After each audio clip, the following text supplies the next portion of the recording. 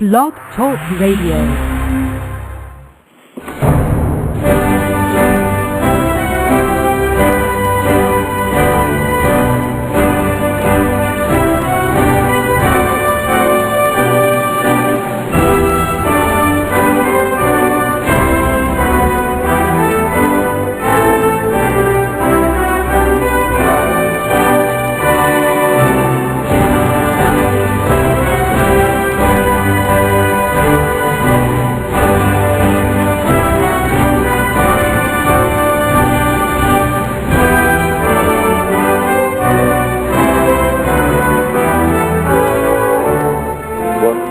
Estamos aqui de volta. Como sempre, começamos aqui o nosso programa invocando a Santíssima Virgem Maria, o Santo Padre Pio de Pietrelcina, para que rogue a nosso Senhor Jesus Cristo que nenhuma injustiça se cometa nesse programa. Queria começar aqui lendo para vocês um rascunho de uma coisa que eu vou botar para circular na comunidade Orkut a partir de amanhã, porque surgiu lá na comunidade Olavo de Carvalho uma discussão em função de coisas que eu falei aqui no programa, onde eu disse que praticamente a igreja católica já não existia mais no Brasil, quer dizer, representado pela CNBB, é evidente que é apenas, vamos dizer, um órgão de propaganda petista, é uma subdivisão do PT, e não é mais nada, quer dizer, não tem mais nada da igreja católica que se conheceu ao longo de 2000 anos, tem apenas um disfarce, a camuflagem, né? E que, a rigor, de acordo com o decreto contra o comunismo assinado por Pio XII, ratificado por João XXIII, eles já estão todos praticamente excomungados, restando apenas reconhecer a situação de fato. Quando eu falei isso, tem uma molecada católica lá no Brasil que ficou brabíssima, mas brabíssima, né? E a discussão começou, na verdade, quando um rapaz colocou lá a mensagem em que ele dizia que ele estava pregando um golpe militar no Brasil, coisa que eu jamais fiz, né? E além disso ele dizia, não, mas não adianta pregar um golpe militar e não fazer mais nada. Esse sujeito fica aí no exterior falando do Brasil, né? Deveria estar aqui, em vez de, se quer fazer alguma coisa pelo Brasil, deveria estar aqui. Ele não fez nada, só fica pregando o golpe militar, que é uma coisa inteiramente absurda. Eu escrevi essa nota, mas depois a coisa se prolongou, foi piorando. Então eu escrevi a seguinte notinha. Toda esta coisa começou com uma falsa imputação de crime, quando um dos participantes do site me acusou de pregar um golpe militar, coisa que nunca fiz. Para piorar, ele somava essa acusação a de não admitir ou nem mesmo conhecer qualquer outro meio de luta, por exemplo, os de ordem cultural. Ou seja, ele me acusava de fazer o que nunca fiz e de não fazer precisamente o que tenho feito o tempo todo. Todo mundo sabe que a luta cultural é o meu fronte, né? Já há 15 ou 20 anos, né? E de que eu não fiz nada aí, que estou só pregando o golpe militar do exterior. Falei, coisa tão absurda. Bem, depois ele se desculpou, mas nesse ínterim a história teve desdobramentos. De todas as ofensas que se podem fazer a um cidadão, a mais grave é precisamente a falsa imputação de crime, motivo pelo qual o Código Penal combina penas mais graves ao delito de calúnia do que os de mera difamação e injúria.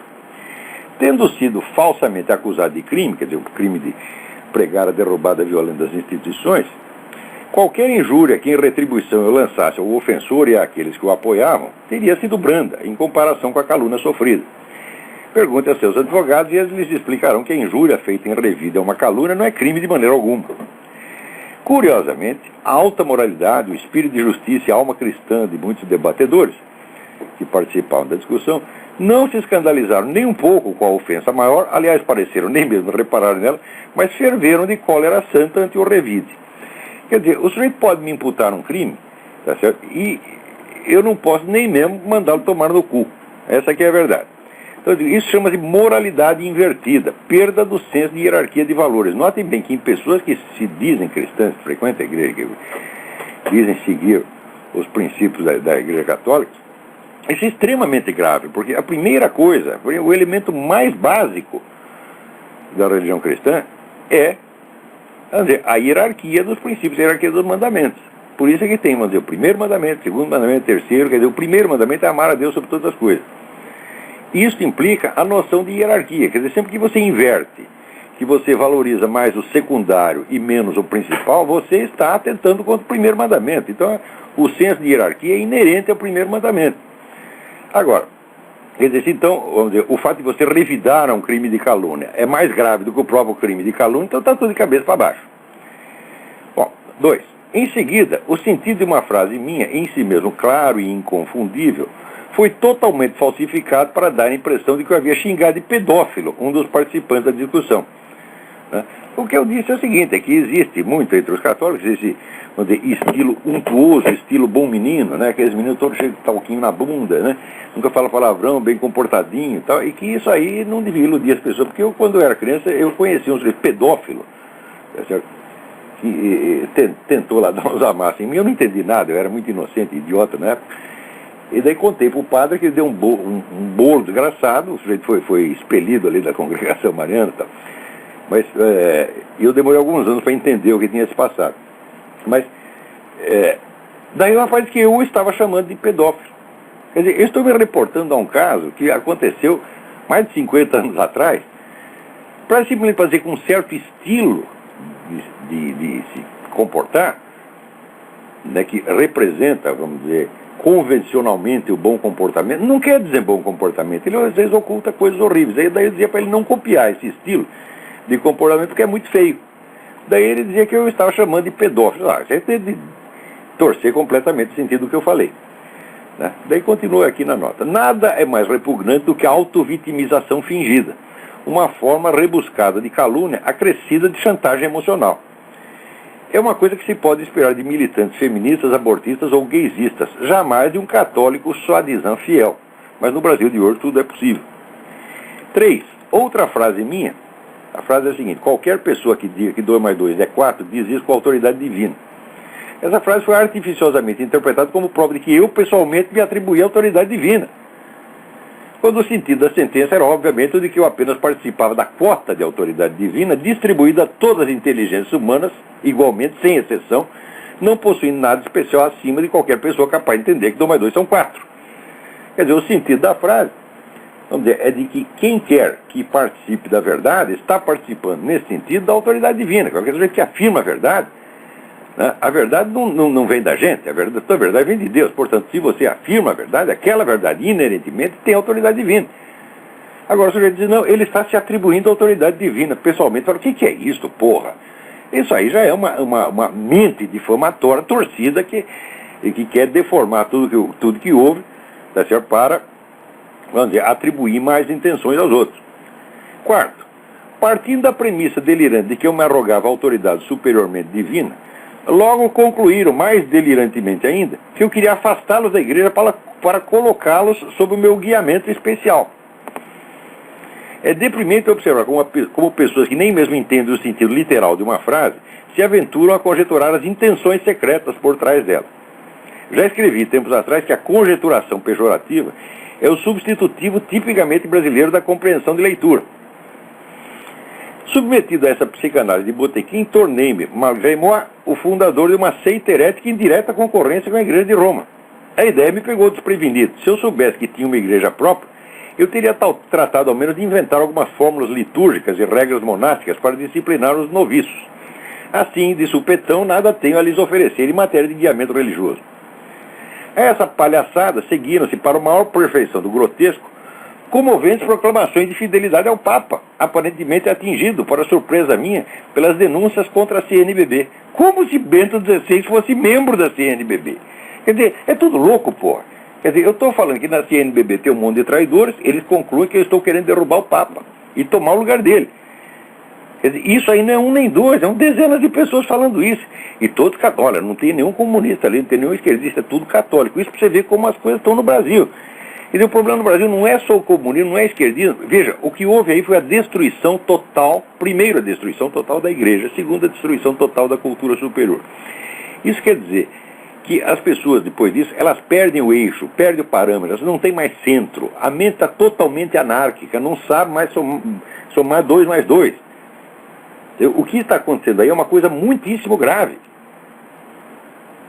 Bom, vamos lá. Em seguida, as almas santas dos devotos católicos houveram por bem reeditar uma das mais velhas e estúpidas falsificações já montadas contra mim. Em 2003, uma senhora a quem recusei favores sexuais ardentemente solicitados, parentes, minha esposa acompanhou todo o caso e achou que até eu fui grosseiro demais com a intrometida, sentiu-se compreensivelmente ultrajada e vingou-se de mim à sua maneira. Com a ajuda de um ex-aluno meu, que então era seu empregado e tinha boas razões para não querer desagradar a sua fonte de sustento, pegou um texto meu de 15 anos antes, no qual eu analisava as técnicas de dominação psíquica usadas pelo taumaturgo armênio Jorge Gurdjieff, e simplesmente trocou o nome Jorge Gurdjieff para Olavo de Carvalho. De maneira que toda aquela análise parecia se referir ao que eu fazia, vamos dizer, nas minhas aulas, o que era absolutamente impossível, tá certo? Materialmente impossível, fisicamente impossível, né? Porque essas técnicas do Gurdjieff implicam que as pessoas fiquem, vamos dizer, isoladas do mundo exterior, que façam exercícios psicológicos, que estejam colocados sob uma disciplina 24 horas por dia e tal. Mas quem lê, né, imagina que eu estou fazendo tudo isso. Quer dizer, seria impossível nas meras aulas expositivas que eu dou. Quer dizer, como é que o sujeito pode... Tem uma menina que depois chegou a dizer, não, ele usa técnicas de lavagem cerebral da CIA. Eu falo, mas como é que eu posso usar essas técnicas de lavagem cerebral numa aula expositiva? Eu digo, meu Deus do céu, isso é coisa de louco, né? Mas daí trocaram o nome para Jorge Gurdjieff, de Jorge Gurdjieff para Olavo de Carvalho, acrescentando um ou dois parágrafos de uma idiotice sem par que contrastavam com a seriedade do restante da análise. E pôs a coisa em circulação anonimamente. Esses parágrafos acrescentavam assim, dizer que eu não tomava banho, dizer que eu frequentava os puteiros, coisa de idiotice, né? Mas, embora essa parte contrastasse com o resto, a análise tinha um tom de seriedade, era uma análise científica, na verdade. Então parecia que alguém tinha feito uma análise muito séria dos procedimentos usados pelo Olavo de Carvalho nas suas aulas e estava denunciando aquilo, né? Agora, se fazer uma análise tão boa, por que fazê-la anonimamente, né?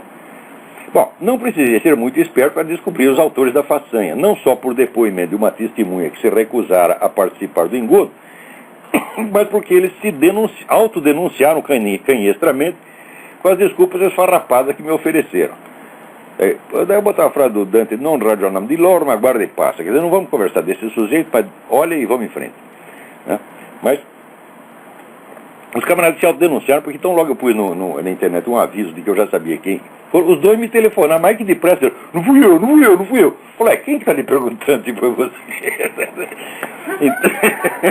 Então a coisa ficou óbvia, era justamente os dois que a testemunha tinha dito, foi fulano e fulano. Mas 5 minutos depois de eu botar o aviso na internet, telefonaram os dois para dizer isso aí. Ai, como tem palhaço aí. Bom, agora, o anonimato em si e independentemente do conteúdo do escrito é proibido pela Constituição Federal do Brasil. Somado ao uso indevido e não autorizado de um texto, configura infração de direito autoral. Com o conteúdo difamatório acrescido, tipifica um crime doloso cometido por motivo torpe. Mais torpe ainda do que o motivo era a afetação de altas razões morais que os desgraçados alegavam para justificar o crime. Quem tem altas razões morais para apresentar uma denúncia, escreve-a com suas próprias palavras e assina o que escreveu. Jamais recorre ao expediente sujo de maquiar um texto alheio para transformar em carta anônima contra o próprio autor do escrito. Como se esse velho episódio já não contivesse vileza o bastante, agora um dos cristãozinhos acima mencionados, um daqueles, né, Carola Santinho, que vive lá na igreja, queridinho do padre e tal, um desses resolveu redistribuir o texto anônimo e fazê-lo, por sua vez, anonimamente. Completando o ridículo, a namorada do referido, um pouco mais viril do que ele, mas não menos louca, passou a distribuir o texto em e-mails com o seu nome remetente. Quer dizer, não pôs no oculto, botou em lista de discussão e veio parar aqui na minha mão. Passou a distribuir o texto com o seu nome remetente, jurando que a coisa era um depoimento sincero de todos os alunos do Olavo de Carvalho, como se ela conhecesse algum, e como se pudesse haver uma voz sincera, por mínima que fosse, na macaqueação falsificação de um texto alheio, seguido da sua distribuição anônima. É crime em cima de crime, ignomínia em cima de ignomínia, vergonha em cima de vergonha, tudo em nome da fé cristã e da intocabilidade de suas excelências, os bispos da CNBB. Toda essa sequência de mensagens absurdas denota tanta confusão, tanta deformidade mental, tanta falta de senso da realidade e, sobretudo, tanta malícia pueril, mal disfarçada de zelo clerical, que eu só posso obter dela uma conclusão. Se os autores dessas mensagens são católicos brasileiros típicos, espero que não sejam, a religião católica está efetivamente destruída no Brasil. Mas, para coroar a pantomima, recebi ainda de um outro zelote a seguinte reprimenda, em tom mais que professoral, episcopal. Aspas. Ilustríssimo senhor Olavo, o senhor cometeu uma grave injustiça ao afirmar que o católico tem o grave defeito de ser submisso à hierarquia. A doutrina da igreja ensina o dever de desobediência, mesmo ao Santo Padre, quando este, fora do seu munus de ensinar, comete deslizes. Basta conhecer a vida da grande doutora Santa Catarina de Sena, que admoestava, ele escreveu Sena, mas é Siena, que admoestava o Santo Padre de joelhos, por respeito, mas apontando seus erros por justiça. Sugiro que confira a citação de doutores em www.passende.com.br. Espero que reflita sobre o seu erro. Fecha aspas. Muito bem, esta mensagem tem as seguintes encrencas. Primeiro, ser submisso à hierarquia não é defeito dos católicos, é seu dever estrito. 2. Não fiz nenhuma acusação aos católicos em geral, mas à média dos católicos brasileiros, ou até mesmo algum deles, quer dizer, a parte falante dos católicos brasileiros. 3. Não os acusei de ser submissos à hierarquia, mas a bispos notoriamente traidores, que não são a hierarquia. 4. Esses bispos não cometeram um deslize. Diremos que 4 décadas de traição contínua, pertinaz, obstinada e cínica são um deslize? Quem usa esse eufemismo comete, este sim, o pecado de ser mais submisso a pessoas que não merecem nem obediência nem respeito do que a doutrina da igreja. 5. A existência de uma regra não é prova de que todos a cumprem. Alegar que nenhum católico abusa da submissão indevida porque a doutrina inclui uma regra de desobediência resulta em dizer que no Brasil ninguém comete assassinatos porque eles são proibidos pelo Código Penal. Quer dizer, o raciocínio do sujeito fala, o senhor diz que os católicos fazem isso, mas eles não fazem isso, tanto que está aqui proibido pelo Código de Direito Canônico. Que besteira é essa? 6. A regra de desobediência deve ser lembrada não a mim, mas a meus detratores, porque sou eu quem a está cumprindo e são eles que a ignoram quando me acusam. Mais ainda, não a estou cumprindo nem contra o Papa, estou cumprindo contra meia dúzia de bispos de um país periférico situado, sabe, no cu do mundo. 7. Se eu estivesse criticando o Papa e criticando-o por um mero deslize, eu o faria com toda a solenidade e respeito com o que fez Santa Catarina. Mas o que estou denunciando são bispos e padres, e não o Papa. E o que denuncio neles é o monumental concurso de crimes, diante do qual todo o Brasil se cala. A minha linguagem é proporcional à gravidade do delito e ao meu escândalo de décadas e décadas diante do silêncio, da omissão e da covardia de milhões de católicos que confundem indevido respeito humano com a obediência devida à igreja. Não tenho de meditar erro nenhum, senhor doutor. O senhor tem de meditar 7 e explicar como conseguiu compactá-los num parágrafo tão curto, verdadeira obra-prima de confusão mental e desorientação moral. Amanhã eu colocarei isso no Orkut, talvez acrescente alguma coisa. Mas daí recebi uma outra mensagem aqui de um tal de Carlos Tamandaré, e-mail caltamandaré, C-A-R-L Tamandaré, @gmail.com, né? Reclamando do que eu falei. Sabe aquele rapaz que eu falei da calúnia, que dizia que eu estava querendo realizar um golpe militar? E daí ele sai aqui em defesa do rapaz e diz, essa mensagem é tão estúpida, tão idiota que não se trata de contestá-la, não vou aproveitando contestar, só vou lê-la aqui, comentar uns pedacinhos, porque ela é altamente significativa do próprio fenômeno, vamos dizer, da inversão revolucionária. Eu tenho dito e repetido que o problema não são as ideologias de esquerda, não é essa ou aquela ideologia, o problema é a mentalidade revolucionária, a qual pervade toda a cultura contemporânea, independentemente das posições pessoais.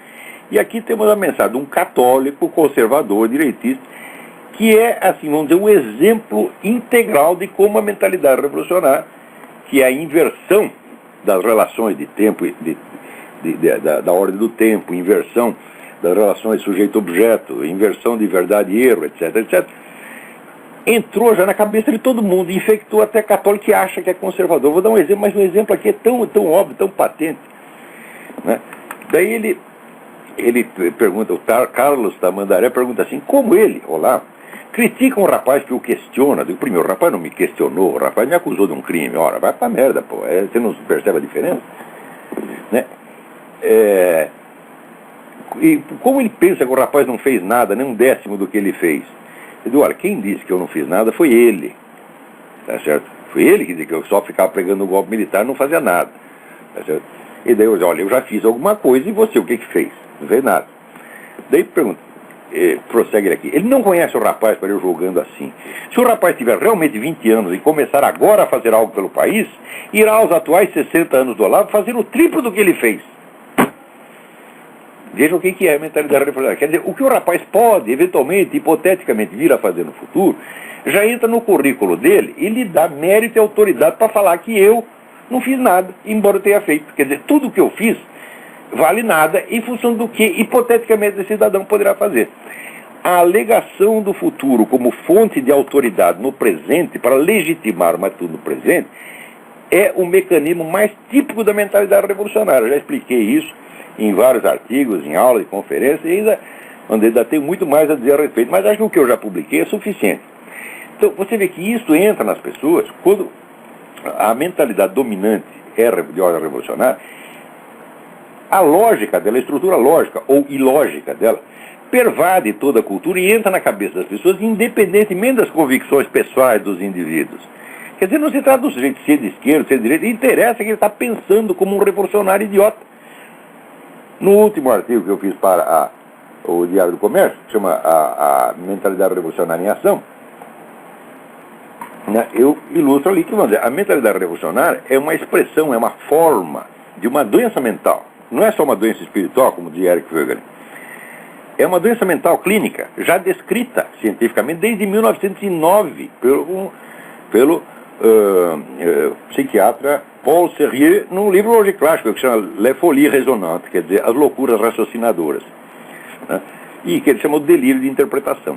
O delírio de interpretação se distingue das outras formas de delírio porque ele não tem distúrbios sensoriais, quer dizer, a pessoa não está vendo coisas, ela vê os fatos reais, apenas ela os articula numa ordem delirante. Tá certo? Então, a mentalidade revolucionária é exatamente isso. Quer dizer, quando o futuro passa a ser, o futuro hipotético passa a ser a premissa, né, para o entendimento do passado, fala, bom, aí você já está em pleno delírio, evidentemente. E o menino aqui raciocina exatamente assim. Né? A inversão do tempo, uma vez que o sujeito foi infectado disso, ela pode também dizer, infectar todo o raciocínio do sujeito em todas as áreas. Daí prossegue aqui o rapaz. Eu tinha dito aqui que é injusto você achar que os maçons estão sempre conspirando contra a cristandade, embora eles o possam ter feito ocasionalmente, embora possam estar em outros lugares estar fazendo, mas se eles fossem tão anticristãos, eles não teriam criado a nação mais cristã do mundo. Eu digo que os Estados Unidos são a nação mais cristã do mundo, não quer dizer só que tem muitos cristãos, quer dizer que as instituições aqui foram todas moldadas por modelos bíblicos. Quer dizer, isso aí está arquidemonstrado no livro que eu já citei do Benjamin Morris, A Natureza, a origem cristã das instituições dos Estados Unidos da América. Tá certo? Daí o rapaz aqui diz, como ele pode dizer que os maçons fizeram tanto para os Estados Unidos serem uma nação cristã? Isso é de uma simplicidade não comum ao Sr. Olavo. Ele não se cansa de falar que vários agentes do inimigo, seja satanistas, abortistas, esquerdistas ou comunistas, se infiltraram na Igreja Católica para destruir a partir de dentro. Ou seja, ele acha que esses camaradas que fundaram os Estados Unidos, os Founding Fathers, primeiro ele acha que eles se infiltraram na Igreja Católica. Nem mal tinha Igreja Católica nos Estados Unidos na época. Né? Segundo, eles, para disfarçar que eles são satanistas, eles criaram um país inteiro com instituições cristãs, tudo para disfarçar. Quer dizer, é claro que o moleque está doidinho da cabeça. Mas, vamos dizer, esse tipo de loucura é normal no Brasil de hoje. Quer dizer, isso aí é para mostrar como a mentalidade revolucionária se apossou da cabeça das pessoas. Como está todo mundo pensando errado. Daí ele cita aqui o exemplo. É só você ver que tem o olho que tudo vê, de Horus, Lúcifer, pairando sobre a pirâmide inacabada no verso da nota de $1, já diz tudo. Ele diz, mas meu filho, esse olho que tudo vê foi introduzido na nota durante a gestão Roosevelt, nos anos 40. O que os Founding Fathers têm a ver com isso? Aí você está cometendo, vamos dizer, uma inversão temporal de 200 anos. Né? Mas essa inversão, vamos dizer, fica sendo a base do pensamento. E todo mundo está pensando que nem esse menino hoje. Né? Mas peraí, tem alguém na linha, vamos ver quem é. Alô? Alô, quem está aí? Alô? Caiu a ligação. Agora, veja, acabei de ler aqui num jornal chamado Israel Insider, israelinsider.com, dei uma olhada lá. Você sabe que depois do Barack Hussein Obama ter escondido a sua certidão de nascimento durante muito tempo, e todo mundo já está começando a desconfiar que tem alguma coisa errada aí, daí um site esquerdista, com autorização da campanha do Obama, publicou finalmente a certidão de nascimento, né? Acontece que um técnico como é que se diz, de documentação forense, técnico na exame eletrônico de documentos forenses, acaba de dizer que esse certificado é completamente fake. O sujeito forjou uma certidão de nascimento. Porque a dúvida que tinha aqui era se o Obama era de fato um cidadão americano, porque precisaria saber se a mãe dele estava residindo aqui já tempo suficiente para que o filho nascido aqui fosse considerado cidadão americano. Tem um prazo para isso, né? Então, como estava isso em dúvida, porque no caso o Obama seria totalmente inelegível, né? Então, nessa altura, quer dizer, se estivesse agindo com lisura, com honestidade, apresentaria a certidão de nascimento imediatamente, mas ficou enrolando, e no fim apresentou uma certidão falsa. Quer dizer, o sujeito bota aqui, o Israel Insider põe aqui a comparação, vamos dizer, dos papéis, né, papéis oficiais, papéis timbrados, né, os modelos oficiais que existia no ano 2007, 2008, aqui está o que Obama mostrou, se é de 2007, está completamente diferente, não tem nada que ver. Está na clara que o negócio foi posto no Photoshop. E o pior é o seguinte, quem publicou isso aí foi um blog esquerdista, mas a coisa foi confirmada pela campanha oficial do Obama, dizer esse é realmente o certificado. Então, isso não é mentira de um blog esquerdista, é da campanha oficial do Obama. Quer dizer, note bem, se o sujeito falsifica uma certidão de nascimento é porque tem motivo para falsificar, que é o que ele quer esconder. Se esse camarada, vamos dizer, está mentindo sobre as suas origens islâmicas, até sobre o fato de não ser cidadão americano, para concorrer legitimamente à presidência dos Estados Unidos, isso é um crime de alta traição, o sujeito tem que ser condenado à pena de morte. A coisa é gravíssima. Isso nunca, vamos dizer, é a maior trapaça, o maior engodo que se fez na história humana, que você quer enganar um país inteiro do tamanho dos Estados Unidos, apresentando um sujeito fake desse. É uma coisa terrível. Agora, é claro que ninguém noticiou isso aqui. Eu tenho que ler no Jornal de Israel, meu Deus do céu. Quer dizer, esse pessoal todo do New York Times, CNN, está todo mundo escondendo. Quer dizer, a Obama mania já virou totalmente psicótica. Quer dizer, o sujeito pode ser fake, pode não ser nem cidadão americano, não interessa, nós vamos botar ele na presidência de qualquer jeito. Quer dizer, é uma coisa absolutamente maníaca. Onde pelo simples prazer de colocar esse sujeito lá, de colocar um anti-americano na presidência dos Estados Unidos, né? Então já não interessa mais nem saber se ele é ele mesmo, se ele falsificou ou não falsificou. Pô, é muita loucura demais. Agora, para vocês não pensarem que a loucura se limita a isso aí, vejam o que aconteceu aqui. Eu tenho falado muito desse negócio da perseguição anticristã no mundo, isso é uma coisa de uma gravidade extrema, e a gente vê que de vez em quando o pessoal aí da igreja fala uma coisinha, né, como se fosse um acontecimento de nada. Note bem, a semana passada eu já falei aqui de um processo que o sujeito moveu contra a editora de Bíblias pedindo uma indenização de 60 milhões de dólares, porque ele, sendo homossexual, ele leu a Bíblia e se sentiu mal, coitadinho. Né, certo? Agora, esse processo ainda está correndo, a gente pode perder o processo, mas veja o que aconteceu aqui. O Conselho Municipal da cidade de São Francisco, tá certo, emitiu uma declaração que oficialmente rotula os ensinamentos da Igreja Católica sobre a homossexualidade como insultuosos, odiosos, difamatórios, insensíveis e ignorantes. E mais ainda, diz que a Igreja Católica é uma entidade estrangeira que está interferindo na política interna dos Estados Unidos. É praticamente pedir o fechamento, a expulsão da Igreja Católica. Isso aí não foi um sujeito, nem outro, foi o Conselho Municipal da cidade de São Francisco, que é, vamos dizer, a cidade onde tem mais gay por metro quadrado. Gay per capita não pode ser, cada cabeça só pode ter um, né? Não sei, gay duas cabeças só se for o Luiz Mota, né? Mas em geral os gays tem uma, né? Então eu estou falando gay por metro quadrado. E assim vai, quer dizer, essa mobilização anticristã, especialmente anticatólica, é uma coisa organizada, muitíssimo bem subsidiada. Isso é uma coisa que ainda vai causar muito sofrimento, causar horrores indescritíveis. E o pessoal aí da igreja brasileira, enquanto isso, fica fazendo o quê? se oferecendo para exportar o MST. Né? E daí a gente fala que esses bispos são traidores e que são todos excomungados, e a molecada católica fica, não, né? O Olavo está difamando a igreja, ele está falando mal da igreja. Eles não estão falando mal dos bispos que são traidores. Eles falam mal do traidor da igreja, falam mal da igreja. Eles interpretam assim, né? Ele fala mal, não pode falar mal do traidor porque isso fala mal da igreja. E daí já diz que eu estou querendo derrubar o Papa e tomar o lugar dele. Fala, porra!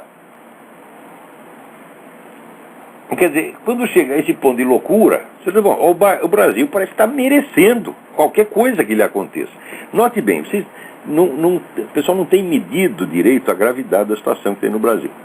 Você veja que essas entidades, PT, MST, PSOL, etc., elas dominam todo o serviço público, dominam todos os serviços essenciais. Dominam estrada, dominam fornecimento de eletricidade. Até um garoto aqui me escreveu perguntando que eu tinha mencionado agora do apagão. Eu já contei que mais de 30 anos atrás, um parente meu comunista, parente meu comunista, que trabalhava na Eletropaulo, ele dizia, não, nós estamos lá preparando o apagão. Quer dizer, esse termo apagão não existia, foi a primeira vez que apareceu a palavra apagão. Foi isso aí, militantes comunistas que estavam preparando o apagão. Passados 15 anos começou a aparecer mesmo o apagão e ninguém disse que foi preparado. Parece que até inventaram, só que foi um raio que caiu num poste, etc. Quer dizer, foi um decreto da providência, não foi a ação, né, planejada e persistente desses camaradas. Peraí, tem alguém na linha aí? Quem está na linha aí? Alô? Rigini, professor. Rigini, tudo bem? Morrendo de saudade do senhor. Nós aqui também. Então, professor, aqui a coisa não tá boa. Pois é, imagina se tivesse, é. Pois é, chefe, é o seguinte, o cara que bancou o mensalão do PT, que bancou o mensalão do FHC, agora ele tá pagando de santo. É isso que eu queria que o senhor provasse. Você vê, esse pessoal desses... Aí tem um monte de empresários, né? Semi-empresários, semi-vigaristas. Tem um monte de bilionários desse tipo que alimentam o PT de dinheiro, alimentam o MST de dinheiro. E de vez em quando, né, o PT não está contente, fala, não, vamos lá dar um susto nele para ver se ele solta mais grana. Aí prende o cara por 1 dia e meio. Né? Pode ter certeza que na semana que vem mais cheque. Então, esse é o grande problema, chefe. Tudo isso é uma farsa monstruosa, porra. Então, o PT e o PSDB são o mesmo partido. É claro. Isso que ninguém entende. Alô? Alô, tô ouvindo, pode continuar. Então, o PT e o PSDB são o mesmo partido, são as mesmas pessoas com o mesmo projeto. Exatamente. Mas tudo aí na América Latina está sendo feito assim. Por exemplo, o pessoal tem uma... nós precisamos unificar a região. Então você tem uma proposta, né, de aparência capitalista. Temos lá o Mercosul, né? E por outro lado tem, né, a Ursal, a Unasur, etc. Essa é a proposta da turma da esquerda. Quer dizer que seja por um lado, seja por outro, vai unificar que é, vamos dizer, o que foi decretado pelos globalistas. Se não é feito de um jeito, é feito do outro. E o povo fica estonteado entre falsas alternativas, não percebe que está sendo feito de trouxa. Mas o problema é esse. Quando veio a Quarta Frota Americana para cá, é a Quarta Frota Americana democrata. Não é a Quarta Frota Americana republicana, porque é para garantir essa vagabundagem aqui no Brasil, professor. Mas é isso mesmo. Porque o pessoal, vamos dizer, graças àquela merda de instituição chamada Escola Superior de Guerra, a Escola Superior de Guerra inventou a doutrina do interesse nacional. Então ela é assim, que tudo que vem de um país é em defesa do seu interesse nacional. Quer dizer, como se os Estados Unidos fosse uma espécie de União Soviética de direita, né? Que você tem um bloco ideológico e todo mundo contribui para os mesmos interesses nacionais. Isso, quando os Estados Unidos, para quem conheça um pouco isso aqui, sabe que não é assim. Que aqui você tem interesses totalmente hostis uns aos outros. Né? Mas esse é o grande problema. O que eu digo para o senhor é o seguinte, é a diferença entre ser nacionalista, amar o Brasil e ser nacionalisteiro. Entendeu? O que eles nacionalismo aí é ser apenas anti-americano e entregar tudo para a ONU. O nacionalismo deles é entregar a reserva Raposa do Sol Né? Tem 200 republiquetas indígenas que vão sair. Olha, o Brasil já está dividido assim. Aproximadamente 5% do território tem proprietários estrangeiros. Mais 10% pertence ao MST. Mais 12% pertence às repúblicas indígenas. Mais 20 e pouco por cento pertence aos quilombolas. Mas pelo menos 10% está ocupado pelos narcotraficantes, Farc, etc, etc. Então, o que sobra para nós? Já levaram tudo, porra. E é isso que eles chamam de nacionalismo no Brasil. É entregar tudo. Mas é o que o senhor tem que dizer para os americanos. É isso que vai acontecer com eles. Porque o Brasil está sendo hoje... O Brasil está sendo hoje um laboratório de experiência da ONU. Você vê, aqui tem muito mais gente trabalhando para a ONU do que para os Estados Unidos. O Obama, o que é? O Obama é um agente do George Soros, dos Rockefeller, etc. E é o jeito que quer fazer a comunidade norte-americana acabar com os Estados Unidos, dissolver as fronteiras com o México e o Canadá, fazer uma merda só. Quebrar totalmente a soberania nacional americana. Agora, se quebrar a soberania nacional americana, você acha que a nossa sobrevive? Ó, faz-me rir, porra! Mas a nossa sobreviver, a nossa nem vive, professor. O que eu digo para o senhor é que o moderno, hoje em dia, a teoria moderna de soberania é fazer exercer a lei sobre os seus jurisdicionados. Aonde? Quando um brasileiro é ofendido fora do Brasil e o ministro das Relações Exteriores não consegue nem ao menos proteger e dar guarida para o brasileiro. Mas que nada, se você vai correr para a embaixada, eles te dão um pé na bunda. Né? Mas isso dentro de um país que paga mais imposto que os Estados Unidos, que está em guerra. Pois é, exatamente isso. Quer dizer, a nossa diplomacia aí, ela não cumpre a função mínima, mas ela cumpre funções políticas em favor de movimento revolucionário da esquerda latino-americana, é para isso que ela serve. Pois é, aí quando eu fico vendo o que o senhor escreveu, desde há tempos atrás, desde há 5 anos atrás, eu começo a entender que é o seguinte: o Brasil vai deixar de existir como uma unidade política conhecida como nós conhecemos. Eu estou dizendo isso faz mais de 10 anos. O Brasil corre seriamente esse risco e corre há muito tempo. Essa divisão do nosso território que eles estão fazendo, quer dizer que é uma parte para o MST, uma parte para isso, uma parte para aquilo, isso já é o desmembramento, meu Deus do céu. Tem aqueles caras do Rio Grande do Sul que queriam fazer movimento separatista, tem que avisar eles que não precisa. Eles já foram separados, já levaram o resto, sobrou só eles, porra. Chefe, nós não precisamos de inimigos, já basta o PT. Já, claro, não precisa. Né? O Brasil não precisa de inimigo externo. Aí já está todo mundo vendendo o negócio. E é vendendo sempre os mesmos.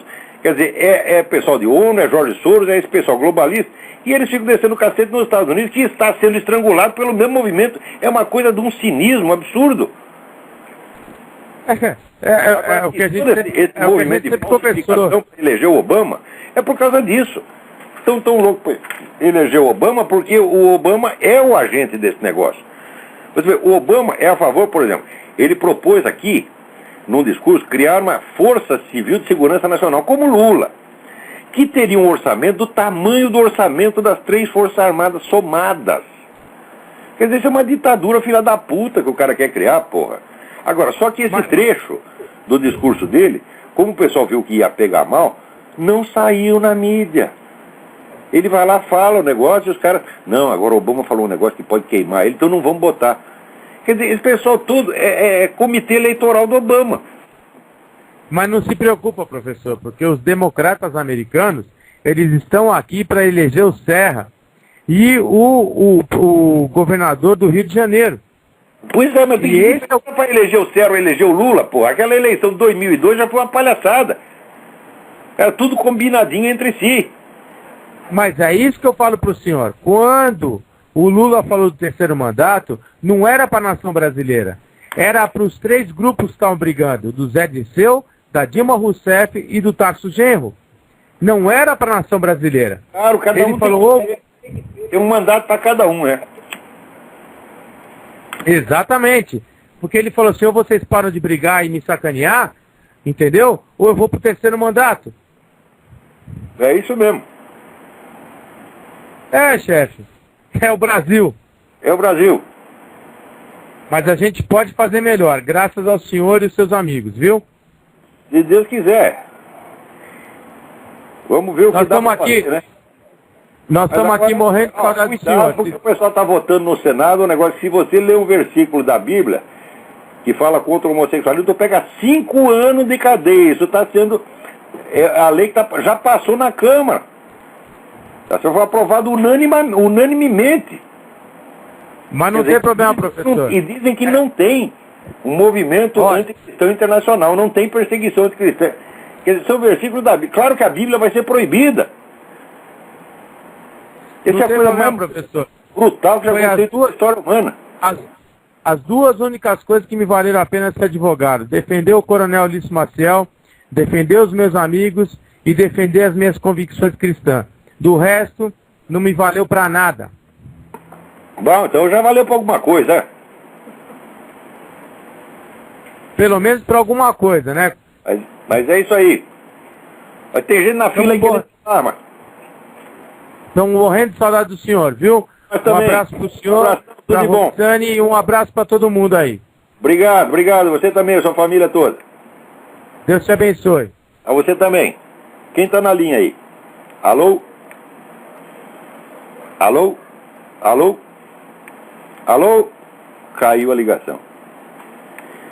Mas olha, é coisa que na mesma semana que tem esse negócio do projeto de lei que vai dar 5 anos de cadeia para quem falar contra o homossexualismo, quer dizer, você falar contra o cristianismo pode. Você pode xingar Jesus Cristo, a Virgem Maria, você pode falar mal da fé dos outros. Embora tenha uma lei que chama ultraje a culto, o ultraje a culto é norma no Brasil. Ele ao mesmo tempo é proibido pelo Código Penal, mas é norma instituída pelo governo federal. Pode xingar quando quiser, tá certo? Agora, falar mal do homossexual, não. Falar de homossexualismo, não. Isso significa o seguinte, significa que os hábitos sexuais do seu fulano, dona fulana, se tornam mais dignos de respeito, tá certo, do que a devoção religiosa e 2000 anos de cultura religiosa. Ora, você diz, nós só queremos que nos respeite. Eu digo, pera um pouquinho, você quer que respeite exatamente o quê? Vamos supor, me aparece lá na parada gay, aparece um sujeito gordo, careca, vestido de Carmen Miranda, tá certo, abraçado num negão, tá certo, que por sua vez, né, está vestido de Sharon Stone. Né? Eu não posso rir, porque isso é falta de respeito. Quer dizer, eles pegam o grotesco e exibem na sua cara e dizem, queremos respeito, queremos respeito. Isso aí, tá certo, é estimulação contraditória. Quer dizer, o sujeito provoca o riso e o proíbe ao mesmo tempo. Ou ele provoca o escândalo e o proíbe ao mesmo tempo. Isso é uma coisa, uma perfídia psicológica tão imensa. Tá certo? Vocês já viram o discurso de Adolf Hitler? Adolf Hitler estudou para fazer isso. Quer dizer, ele fazia um discurso com uma gesticulação grotesca e você tinha vontade de rir. Mas o conteúdo verbal do discurso era ameaçador e terrível. Então você ficava naquela coisa dupla. Você não sabia se ria ou se ficava com medo. Isso, ele não fez isso por acaso, ele estudou para fazer isso. Isso é uma técnica, meu Deus do céu. E essa turma de movimento gay está usando isso com vocês o tempo todo. Tá certo? E as pessoas ainda ficam discutindo o homossexualismo em si. Eu falo, mas não faz o menor sentido, porque você lutar contra o homossexualismo é tempo perdido. O homossexualismo existe desde que o mundo é mundo, está entendendo? Né?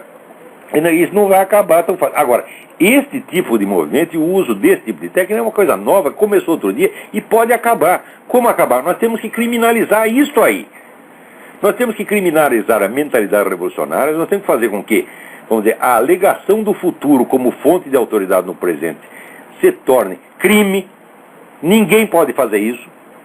Nós temos que lutar para que isso seja excluído do rol das condutas, vamos dizer, políticas e culturais decentes. Nós temos que mostrar que isso é uma doença mental e que essa doença mental ela é contagiosa porque ela se propaga através da estrutura da linguagem, através de meios culturais e incapacita as pessoas, torna as pessoas idiotas.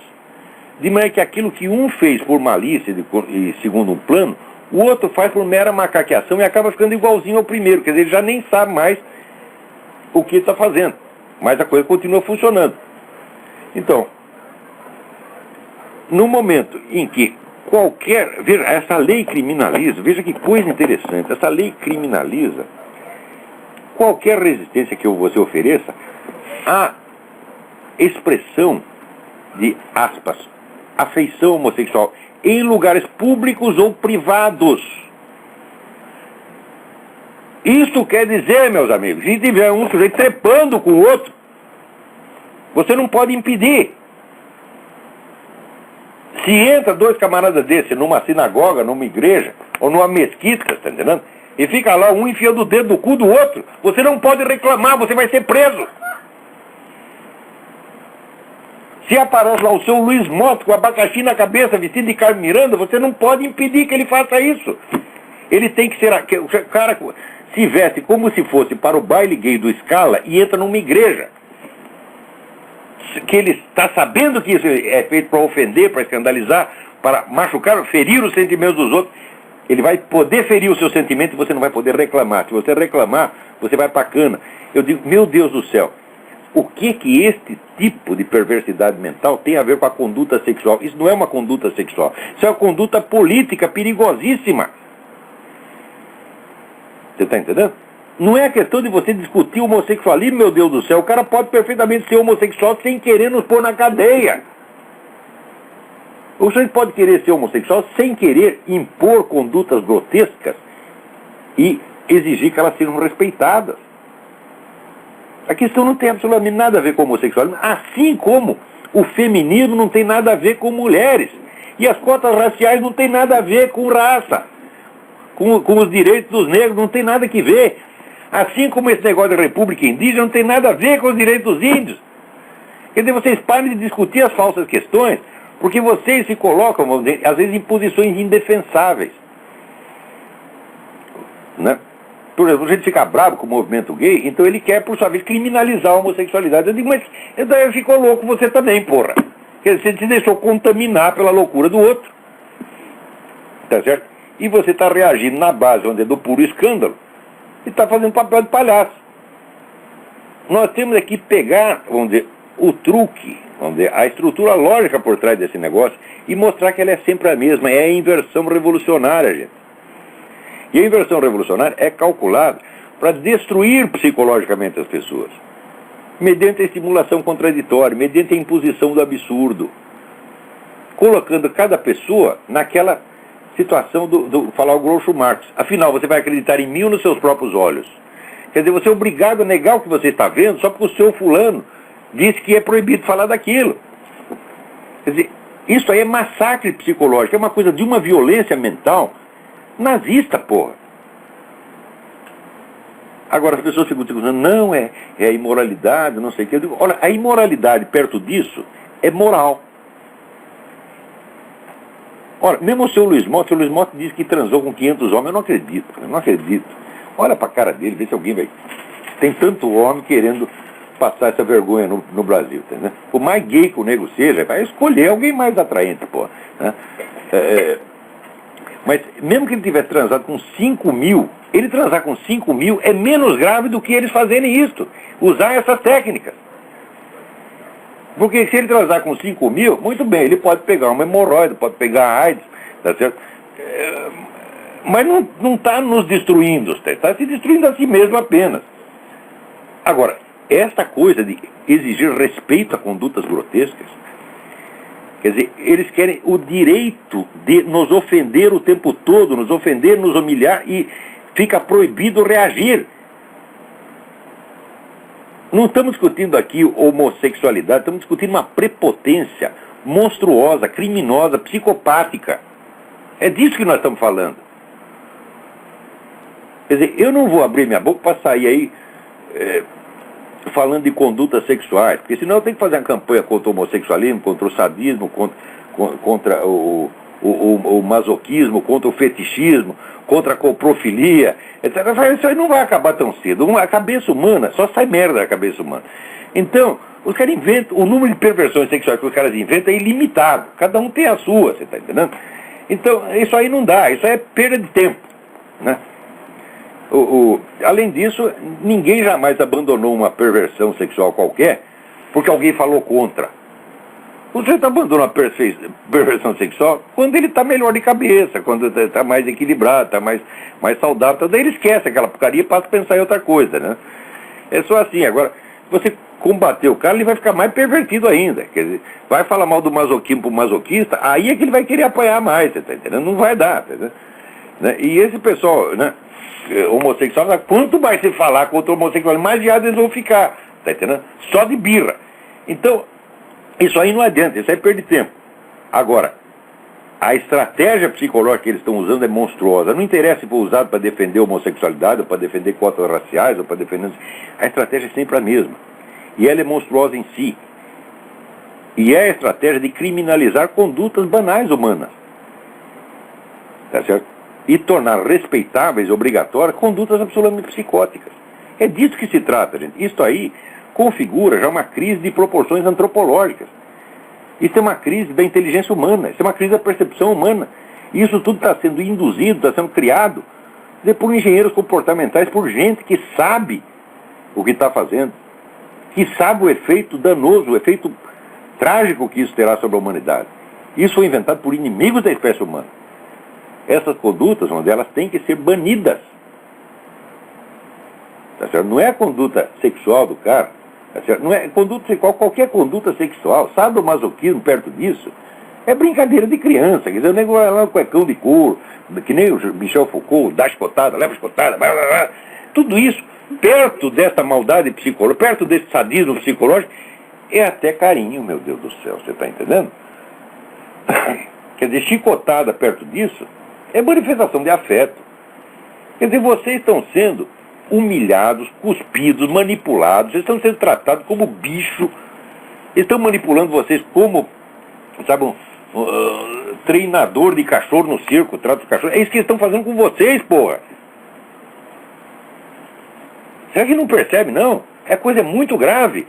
A reação a isso tem que ser feita, vamos dizer, com a veemência e com a violência que merece. Quando esse presidente do Brasil diz que qualquer oposição a homossexualidade é uma perversão, é pervertido é você, seu filho de uma puta. Mentiroso do caralho, ladrão.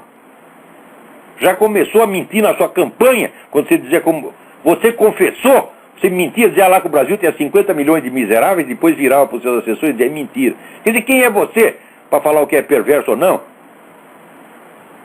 Perverso é você. Tudo na sua cabeça é pervertido. Você pensa tudo invertido, você tem a mentalidade revolucionária incorporada. Agora, foi lá no Vietnã, foi lá puxar o saco dos vietnamitas. Ah, sempre torci para o Vietnã durante a guerra. E os americanos aqui, idiotas, ainda acham que o Lula é amigo deles, porra. Quer dizer, assim não dá. Quer dizer, um lado está afim de enganar e o outro está afim de não ver que está sendo enganado. Um é vigarista, né? E o outro é otário. Otário voluntário. É otário porque quer. Ele insiste. Assim, me engana, sabe o negócio me engana que eu gosto? Os caras gostam mesmo. Vocês estão todos sendo enganados por essa turma de movimento gay, de cotas raciais, de movimento indígena, de ecologia com essa merda desse aquecimento global. Que já foi provado que isso aí é uma farsa. Né? Quanto tempo ainda temos aí?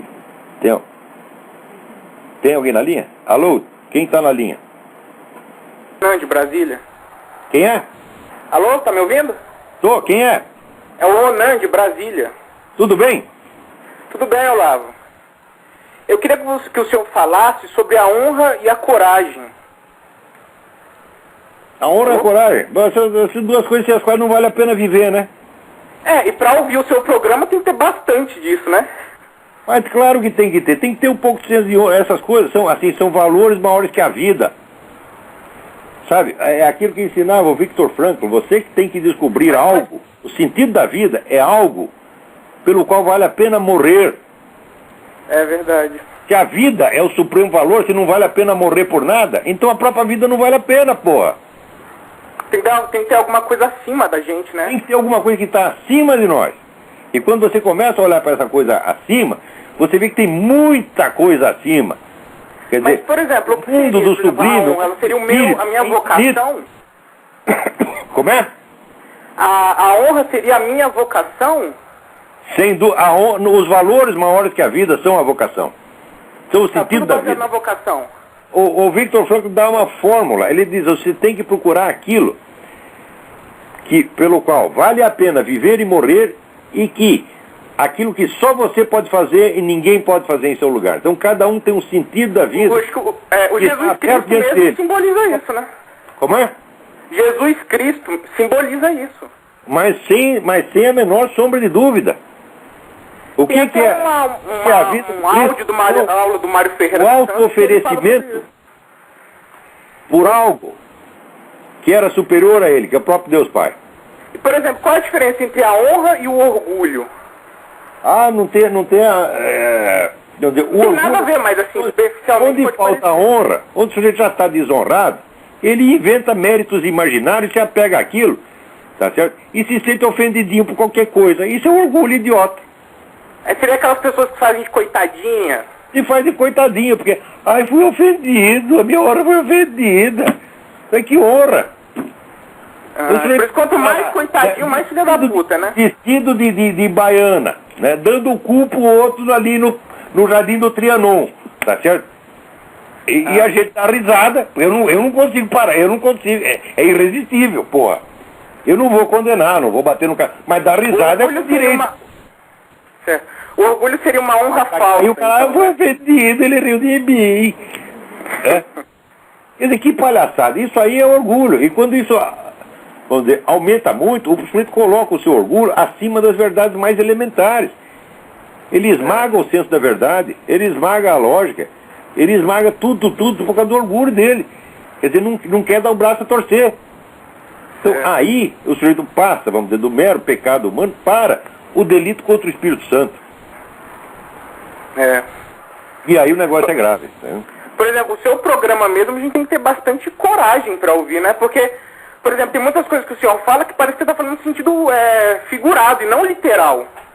Bom, acontece o seguinte, no Brasil... O maior problema das pessoas, quando eles têm conhecimento do seu trabalho, é justamente nisso. Você vê, o mundo final, o literal figurado brasileira, é a incapacidade que tantas pessoas têm de distinguir entre o que é, vamos dizer, um conceito rigoroso, um conceito formal e uma figura de linguagem. Eles não sabem mais distinguir. Por causa do medo. Porque, então, vamos dizer, o medo paralisa a cabeça, tá? O medo idiotiza. Aí pro cara superar o medo só com a honra, né? Claro, só com algum ideal, alguma coisa que puxa ele. Ele superar o medo, sabe o que ele faz? Ele bate no carteiro que trouxe a má notícia. O Olavo passa a ser culpado de tudo que está acontecendo no Brasil. Você já viu, eu sou um cara que sou mais odiado no Brasil sou mais odiado do que o maníaco do parque, sou mais odiado do que o Champinha, sou mais odiado do que o Daniel Dantas, sou mais odiado do que aqueles caras do primeiro salão. Mas agora se o senhor falasse que todo mundo que ouvisse era amado. Se você falasse que todo mundo quisesse ouvir, você era idolatrado, mesmo que fosse mentira, coisa ruim. Todo puxa-saco tem o seu saco puxado em retribuição. Não, o ideal de todo brasileiro é ser puxa-saco, né? É a vocação mesmo. Claro, o que você quer ser quando crescer, meu filho? Eu quero ser puxa-saco, bem remunerado. É isso aí, pô. É só aparecer. Olha, o que está acontecendo na cultura brasileira é uma coisa gravíssima. O Brasil até os anos... nenhuma, é só ideologia. Que não era assim, até os anos 50 e 60. Era um país completamente diferente, era um negócio normal. Agora não, agora... Olavo, peraí, uma coisa que eu sinto aqui no ambiente brasileiro é que ele meio que me deixa um pouco mais burro, ele me emburrece. Todo dia. Eu sinto que ele me puxa pra baixo, não puxa pra cima. Destrói a inteligência em todos os níveis inferiores. Você não vê assim, pra mim morar aqui no Brasil, eu tenho que ser um monge. Eu tenho que ser um monge. Eu não sei como, olha, eu não sei. Ou eu tenho que ir embora, eu tenho que ir em cima da montanha lá. É isso mesmo, aí você tem que ser um monge, mas daí você vai viver do quê? De luz. De luz. Tem uns caras aí que dizem que você pode se alimentar de luz, mas eles ficaram verdes. Os caras estão pesando 20 quilos e são verdes. O tempo acho que já acabou, não já não? A gente faz fotossíntese. Como tem maluco no mundo, rapaz. Né? Eu quero um bom bife, assim, com 8 ovos, né? Um bife com batata, ovo. Então é isso aí, minha gente. Acabou o nosso tempo. Então tá bom, obrigado. Muito obrigado a todos. Até a semana que vem.